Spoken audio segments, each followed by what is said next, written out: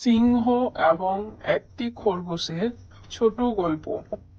একবার একটি সিংহ বনের সমস্ত প্রাণীকে বলল যে তোমাদের মধ্যে প্রতিদিন আমার খাবার হিসেবে একটি করে প্রাণী পাঠাতে হবে, তাহলে আমি আর অন্য কোনো প্রাণীকে হত্যা করব না। সমস্ত প্রাণী তার ধারণার সাথে সহমত হলো। একদিন একটা খরগোশের পালা ছিল এবং সে সিংহের কাছে পৌঁছাতে অনেক সময় নিল। সিংহ তাকে দেরি করার কারণ জিজ্ঞাসা করলো।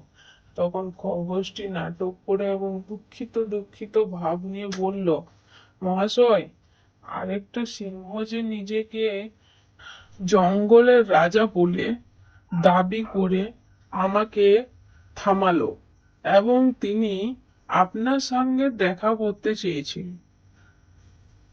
এই বলে খরগোশ সিংহকে নিয়ে গেল সেখানে একটি কুয়োর মধ্যে। সিংহকে দেখতে বলা হয়।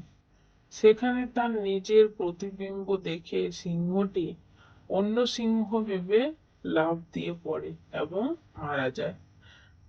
নীতি কথা, এই গল্প থেকে আমরা শিক্ষা পাই যে বুদ্ধি থাকলে বিপদ থেকে রক্ষা পাওয়া যায়।